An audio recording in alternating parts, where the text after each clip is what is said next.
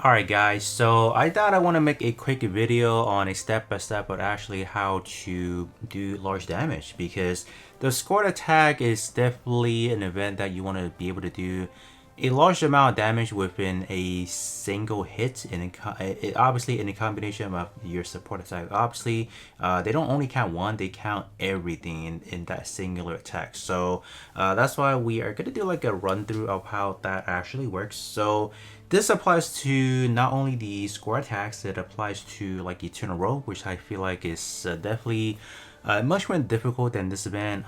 The enemy pool, the Wing Zero, is only is what was the HP pool again? I don't think it was that much, like roughly 200k to like 400k. But Eternal Roll enemies are much more difficult, and you are gonna need a multiple of attempt to like debuff, and then using like a DPS attack to deal a large amount of damage. But it always come through with support attack as well. So that's why we are gonna go to step by step actually how that is going to work. The first thing we are going to need to figure out what kind of a unit that we want to use. So for this example, we are going to be using the UR Zeta Gundam. And the primary weapon that we are going to be focusing on is going to be the Ray Rider Charge EX. So let's take a look at this weapon and try to see what this weapon actually needs. So this weapon up top, it says a beam and special. So those are the two that you will need to know as far as bringing in support unit. Generally speaking, there's 4 different types of actual debuff that allows you to further increase your damage dealt to the enemy. There's a defense down on the enemy, a increased beam damage dealt, increased physical damage dealt, and increased special weapon damage dealt. And this one actually fits into these 2 categories, so beam and special. So when we are taking a look at support units, we will take a look at, for example, we have the Zeta 3. What kind of debuff can we get from this unit?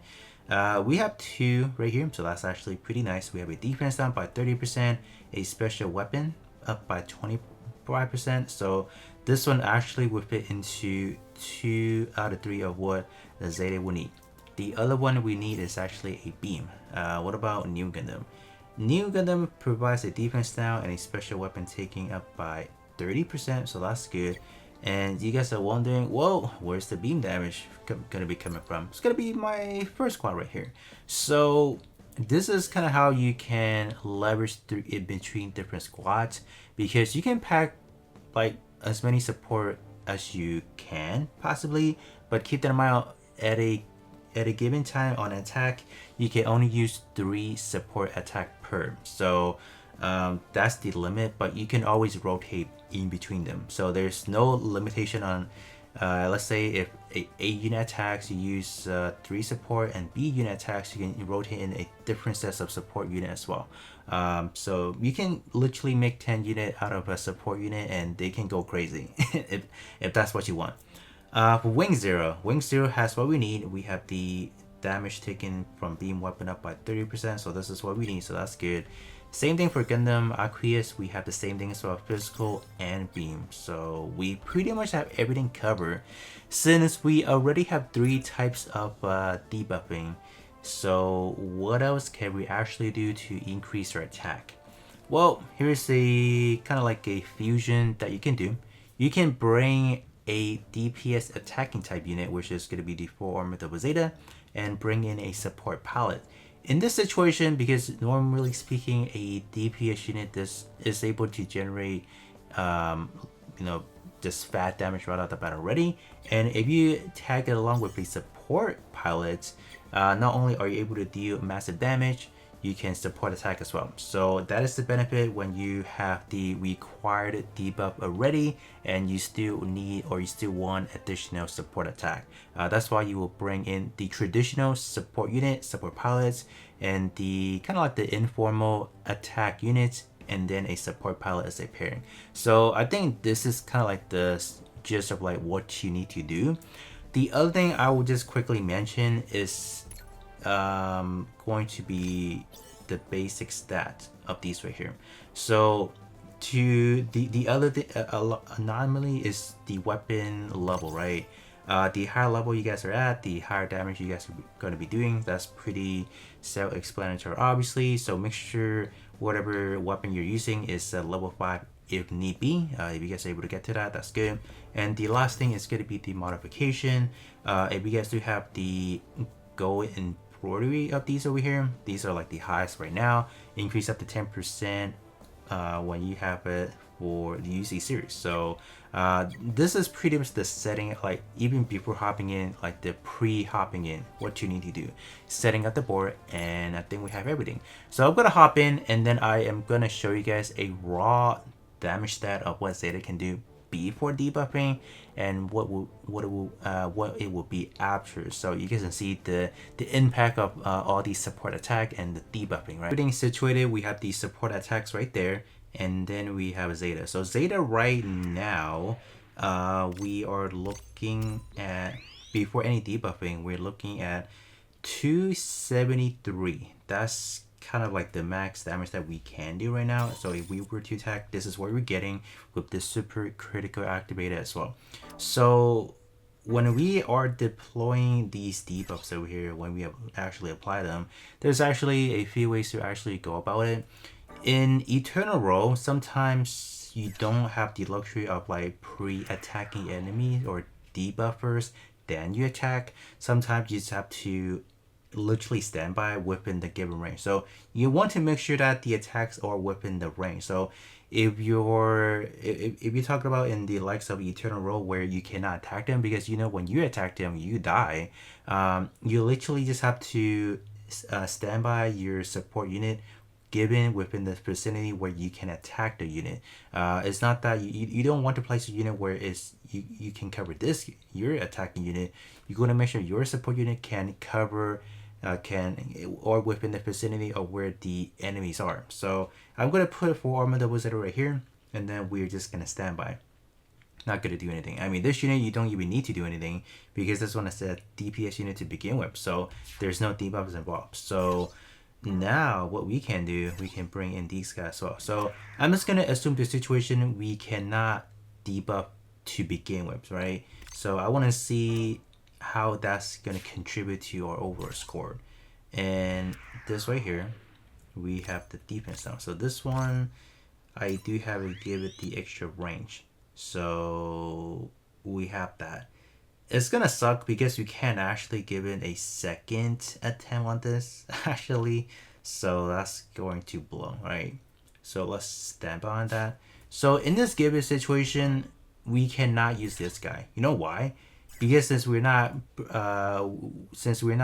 debuffing the enemy to begin with, we cannot take out a support. We cannot take out the core 3 support. So this one's going to be giving, I'm just going to use Wing Zero because Wing Zero actually has a higher debuffing. So let's put this up and stand by. So in this situation, for Zeta, we cannot use the other one. Like, if let's say you were here as well, right? So the only thing that we can actually do is to use this one right here because we need this, right? So let's use that. And then we have to use, let's see, we cannot use you either. We have to use this right here because we need the special weapon damage up. And then lastly, or there is no lastly, this is essentially what we have. So with this in mind, we are getting up to 434 with everything. But if we were to debuff to begin with, it's actually going to be a lot more different. So I'm going to go with this attack first, and then we can definitely run it back with the same situation and show you guys. But you guys can see now we're jumping in terms of damage, right? So let's attack with this. I think we do have everything activated. So let's go with that. Just going to skip that. So new Gundam is going to be able to deal, let's see, 58 because it's not within the category where we can gain all the buffing. So in this situation, we don't actually do a lot of damage. That is just the unfortunate factor. So if you debuff first, then going back for the actual attack, you can do way more damage than what you can do. So this is just the first setup that I want to show you guys. And then we would definitely run it back again with a situation where we already debuff the enemy.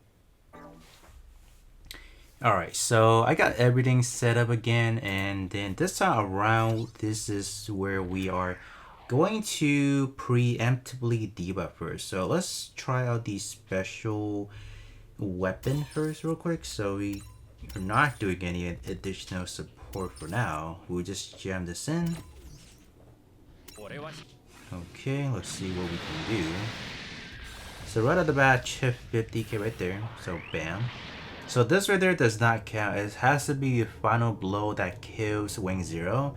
So even though we're doing a lot of these preemptive attack, it doesn't really mean a whole lot.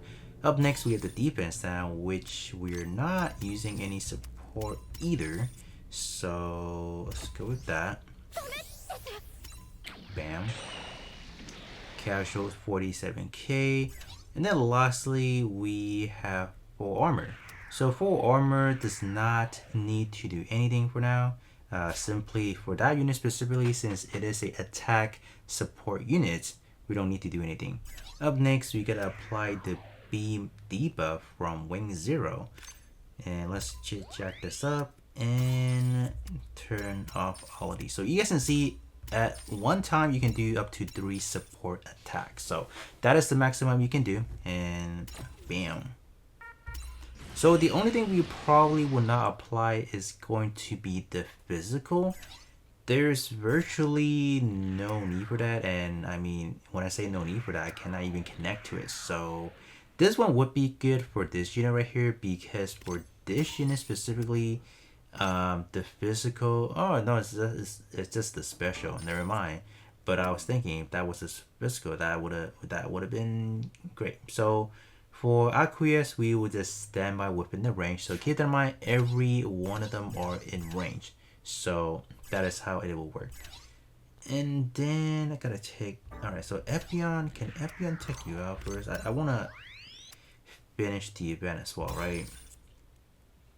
So, not you, we'll probably do this. And that. That should work. Nice. Alright. So that's good. And then we will have Zeta. Zeta is going to do this with the critical up. And at base. Base we're even talking about 462 compared to like 273 if I recall correctly. So a massive jump when you're talking about preemptively debuffing. So I know in a given situation, especially on Eternal Roll, there's virtually no way for you to even debuff preemptively like that. You can, given depending on how you set things up, but this is a really rare situation where you can actually kind of pull something like this off. We'll use you because you do have a pretty high stats, and we might think about Aqueous give us 805. What about you? Oh wow, so it looks like Aqueous actually takes it home for us, so it's not bad. This actually is better, I would feel like. So 805.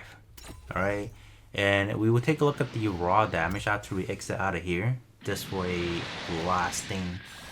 So 111, wow, 183 for the super critical, and 462. We didn't get the maximum score because one of our unit actually died, but that is not the main concern. The main concern is the damage that we were able to do. So 866 because full armor double Zeta actually give us some critical, super critical attack damage right there. So there you guys go. But other than that, this is essentially the step-by-step of actually how to massively do damage on it within a single hit. It will be all of the support attack that we have gotten. So I'll give you guys 2 situations to take a look at. But other than that, that's going to be pretty much it for me, and I will be catching you guys all on the next one.